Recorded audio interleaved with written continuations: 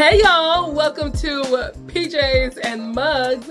This is story time with Jessica. It's all good.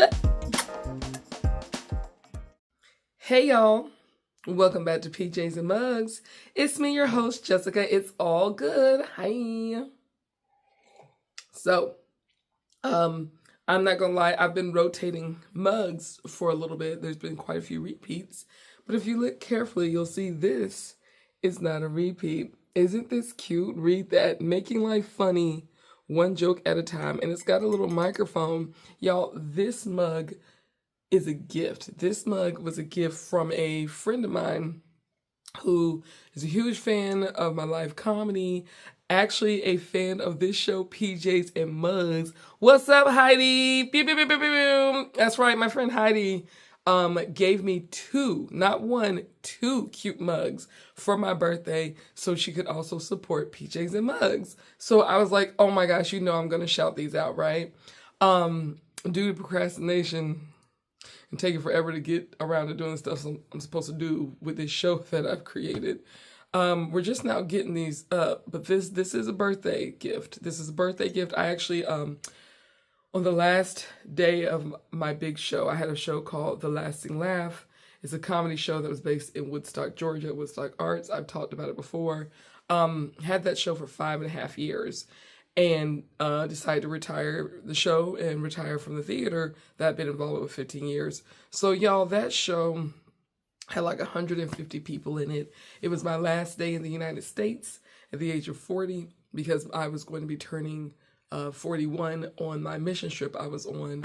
And it was actually my last performance at the age of 40 in general. How cool is that? Started performing at that theater, working with that theater at the age of 25, and did my last show at the age of 40 at that theater. 15 years. That was just beautiful. Serendipity. I don't know if I use that word right. Yeah, I actually just woke up, okay? I know, this is a nice show, but no one records it. This is never live. And I, as a procrastinator, I'm recording this show today. Like this show is airing in a few hours. Bless my assistant. Oh my gosh. So I have had a nice long week of work and 2 straight long weeks of work coming up. I did 2 events yesterday. I did a women's luncheon, and then I opened up a concert for a Taylor Swift tribute band. Oh my God, epic. So I'm extremely tired. I was like, I'm gonna go to church today. So for my people with similar beliefs, don't judge me. Don't judge me. Okay, anyway, I was talking about mug. Thank you, Heidi. How did I? So let's get into this story today. I don't do monthly themes, but last month I did my birthday. So this month I'm like, we'll do travel. Next month I'm going to try to get out of the habit of this theme thing so I don't accidentally put myself in a box. Again, I keep doing that.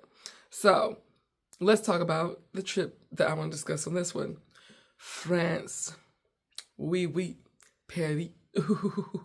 Yes, y'all, I went to France.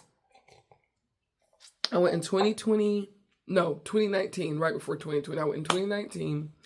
I went with 2 friends, and we stayed in Paris for like 5 days. And I think the trip overall was like 6 days with travel. One of those days, some of us went to London, and one of those days, several of us went to see Versailles, which, by the way, I remember when everyone was talking about the trip's itinerary. I wasn't exactly one who was trying to go to France first.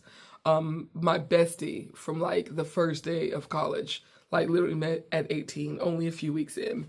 She was obsessed with the idea of living in Paris one day, and she's always like, I'm going to France, I'm going to France, I'm going to France. And so in our 2-year community college, it was actually like all gen ed classes. So it was not a junior college, it was a college, 2-year residential.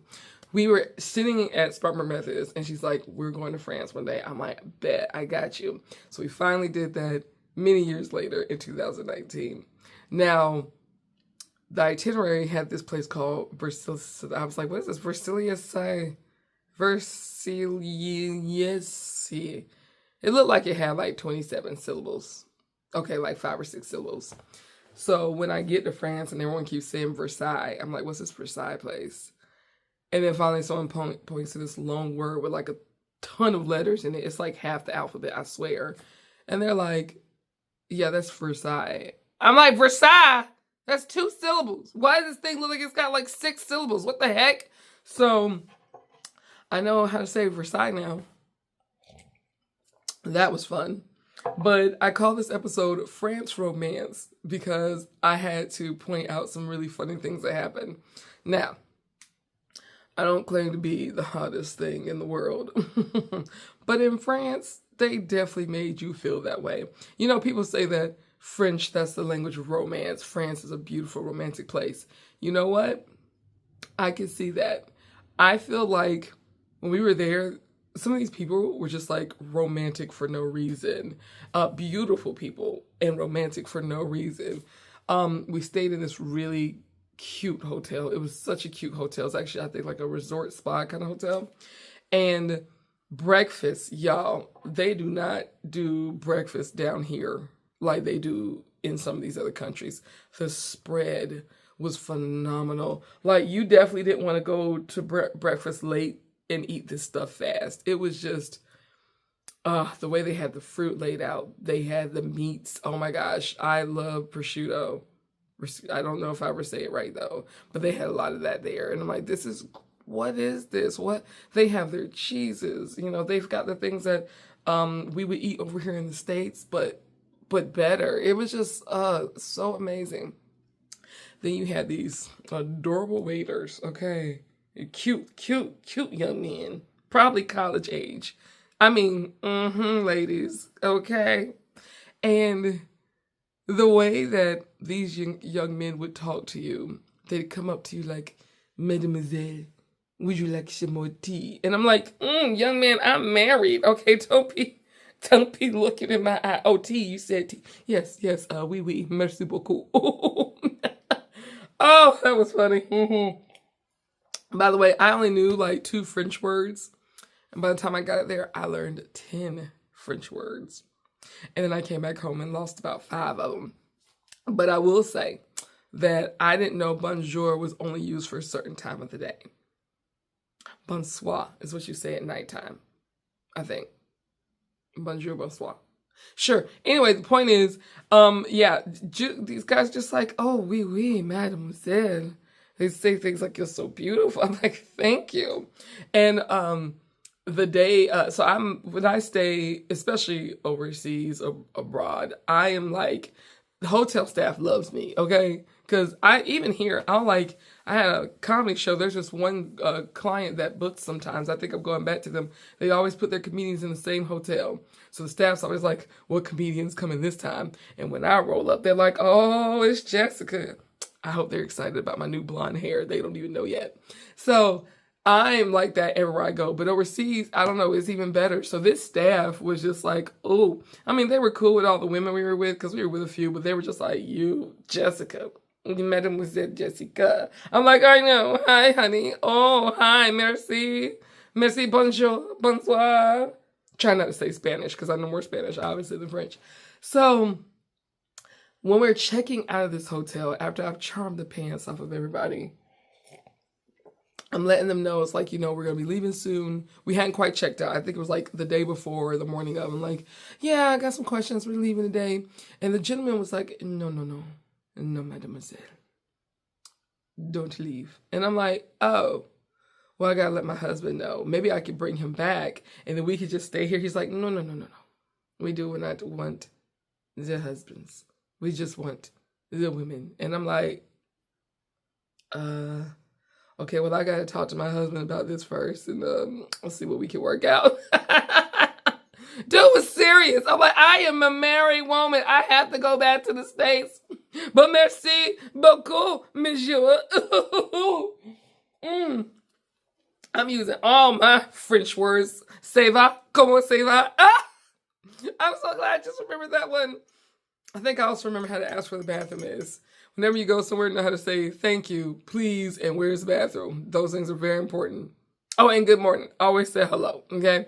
Anyway, so sorry, France, that I couldn't stay, but I will return. My husband, I was like, babe, these folks are like hot and romantic for no reason. He didn't get to stay as long as I did when he went. He was actually kind of passing through with his work, and they stopped there for like a day and a half, something like that. And so he got a chance to run around for like one night. And he called me like, babe, you are not lying. These people are hot and romantic for no reason. I'm like, see? And they loved my husband out there. His coworkers coined him ladies' man. And I was like, babe, if I was hot in France and you're hot in France, we need to go to France together, okay? And we will be like a power couple. And Patty, wait. Oh. I really wasn't serious about France until my friends convinced me. After that trip, I was in love with France, in love, especially because the escargot is still in the shells, and I'm just like, this is great. Oh, and a couple more romantic-ish things. My friends and I, after having quite an interesting moment with a group of people we didn't know, we were like, let's go by ourselves and enjoy this restaurant, because I wanted to go back just because of the escargot. We ended up sitting with all the smokers who sat outside, but we were like, we really want to sit outside. So we sat basically on the side of the sidewalk, eating and talking for like a good 3 hours or so, and just watching Paris and the world go by. And it was, that was like super awesome. I would love to do that with my husband one day. And then my friends and I ate in the Eiffel Tower, which was epic because it felt like you could see all of France. And it's like when the sun was kind of going down, and I'm just like, this is so romantic. And to top it off, we got to take a cruise on the Seine River. Like, they have all these cute boats that like go through.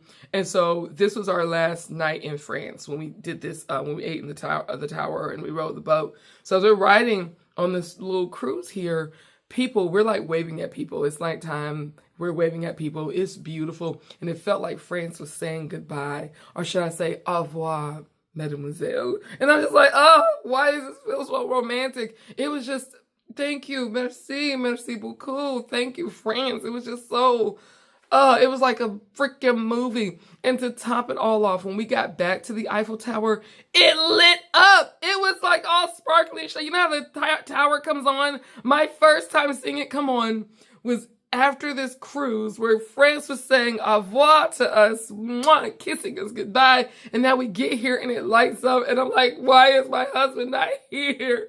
I'm having the most romantic moment with my friends. I love my friends.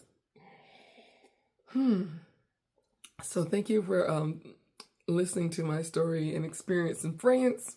French romance, as I call it. I hope it makes you want to go one day, or at least wait till my husband and I go and then hear just how crazy things get while we're out there together, okay?